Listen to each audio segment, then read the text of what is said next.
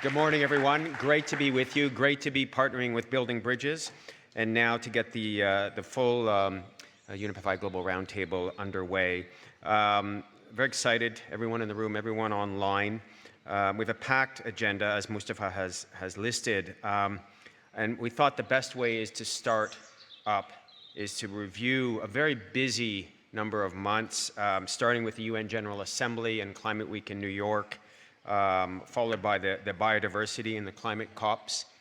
We have the INC 5 on plastics, which has just ended. And actually right now, today, we have the CCD COP on desertification, which is underway. So a lot of focus across these intergovernmental discussions has been on ambition, whether at the state level, sector level, or individual level, a topic we hope to focus on a lot over the next couple days. And we thought there was no better way to get started than to speak to the one who is actually within the UN system, is responsible for essentially these processes and driving them forward. And so with that, very, very excited to welcome Inger Andersen, UN Undersecretary General and UNEP Executive Director. Good morning. Good morning. Very good. Wonderful to see you. Good afternoon. Nice to see you. Wonderful for you to be with us virtually, is a mode that we are more and more getting used to, although it's a real pleasure to also be physically in the room with the sustainable finance community. Let's start off talking about climate, and to be quite, to cut to the chase, the question is, are country ambitions where they need to be in 2024? The answer is no. The answer is absolutely no. And the reason is, of course, yes, we're moving, but not moving by any stretch of the imagination the way we should. Look, at this point, when we look at 2023, we saw an upward trend of the global carbon emissions by, 1.3%. But that doesn't get anywhere close to where we need to be. If we want to, and I suggest to you that we really do, want to hit 1.5 degrees, then we need to make our CO2 emissions fall by 42% between now and 2030. That's why I'm saying that it's mathematically possible still to meet the 1.5, but it will take this massive effort. If we want to hit 2 degrees, and I suggest that, yeah, it's better than 3, then we need to make our ambition around 37% between now and 2030.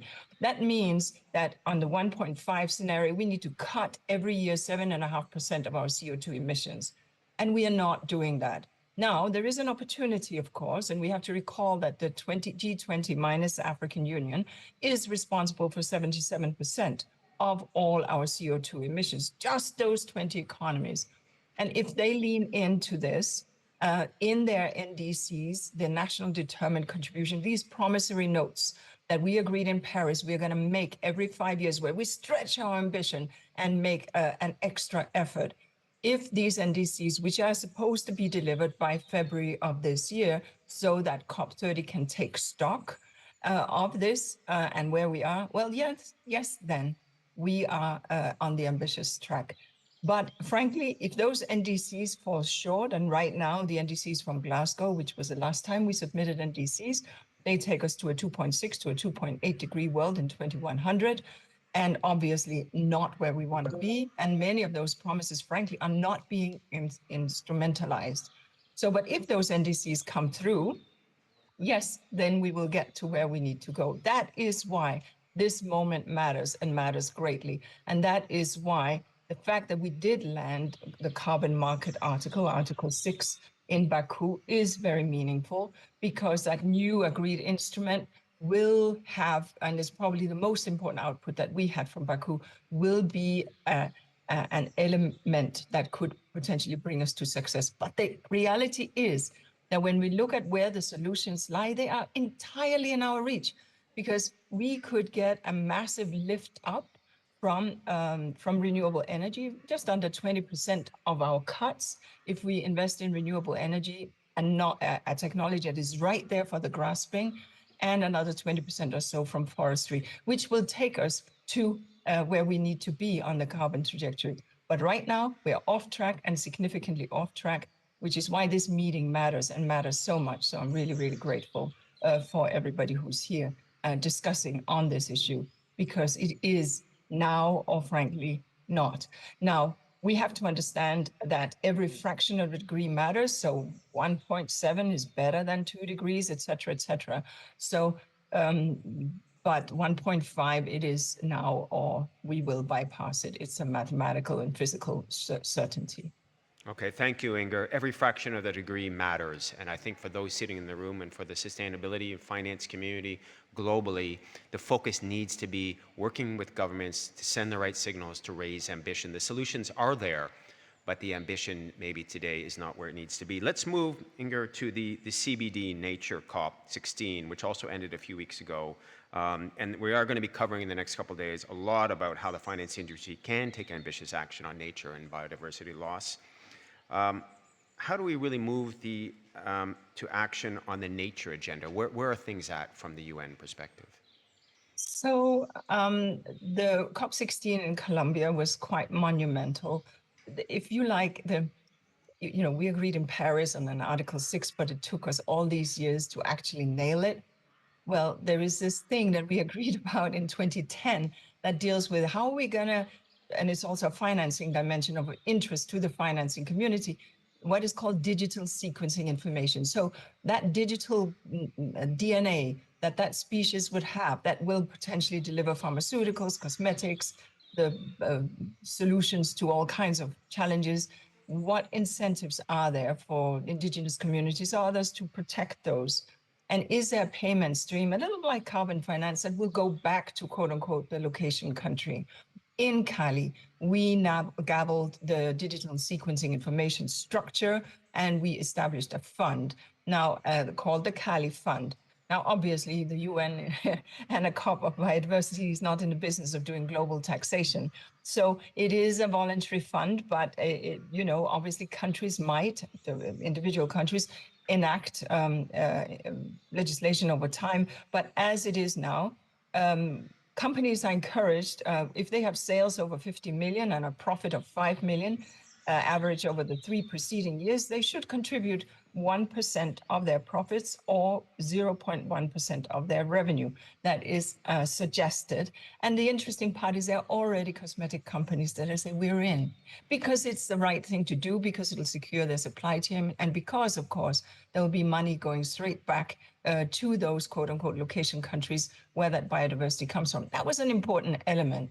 And now on the targets themselves, there's been the targets that we agreed in Montreal. There's been a lot of discussion about the 30 by 30 target of protection. But I remind you also that there's a 30 by 30 target for restoration, restoring, having under restoration by 2030, active restoration, 30% of our degraded lands. And of course, we have a number of other targets. Now, that are there, dealing with chemical effluent into the open environment, dealing with plastics into the open environment, and so on and so forth. So all of these targets matter. As we now see, how will this Cali Fund begin to mature and sort of grow roots? How will industry respond, especially, as I mentioned, the pharmaceutical and cosmetics, et cetera, industries? And how will this play out in the global setting? There's much to be discovered, and it will take some years, but it is a very good first move. Now, the COP didn't finish all its business. It essentially ran out of time. And so it will be meeting again in February, but it will be a very small perfunctory meeting just to approve the budget and a few other critical elements that needs to get gavelled, including the financing mechanism that we did gavel already in Montreal, but there are some finer points that needs to be addressed in this regard.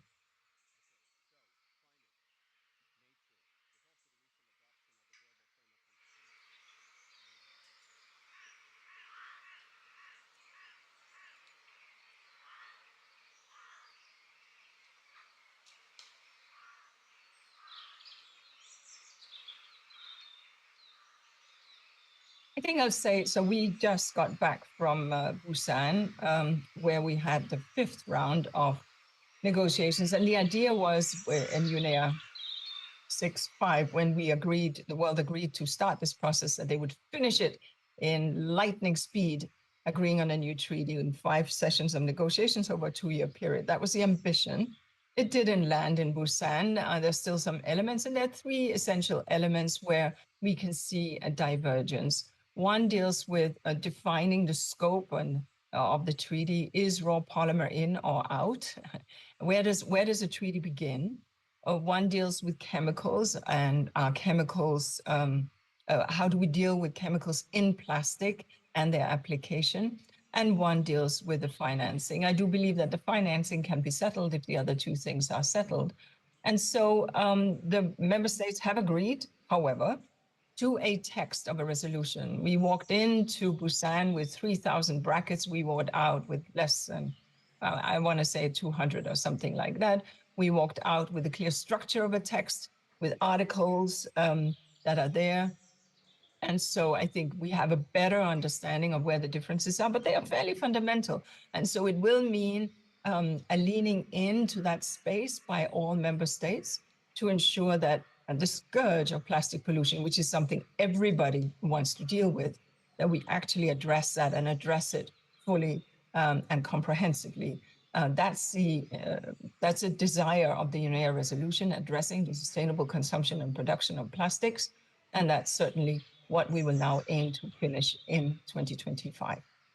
Wonderful. Okay, so you've covered the range of the agreements, but to end off, what's the role of the finance sector? Can you leave us with some challenges? Well, first of all, I mean, finance makes the world go round. And so let's just understand that finance is pulling in many places in absolutely the right directions. Can we accelerate that direction? The investments into renewable, the investments into green biodiversity, the investment into clean and non-chemical pollution and so on and so forth. So finance can be this opener of the road, or frankly, taking us down the wrong path. It's sort of the enabler, the disabler of prosperous, equitable, and sustainable growth. And that's really why this forum is so important. I think the three asks that I would have, and I know it's onerous and that some smaller financial houses are finding it hard, but let's be transparent. Let's really disclose on all the levels. And I know that it's difficult, and I know that there are too many frameworks, and there's some homework to be done there, but sustainability risks to your business, yes, but also frankly to planet Earth. And of course, to the social system that we live in. So I think disclosure and transparency is one thing. But secondly, as it becomes easier, say climate, to align the investment portfolios with the global objectives, as that becomes more, there are more frameworks that will allow you to do so, lean into that space.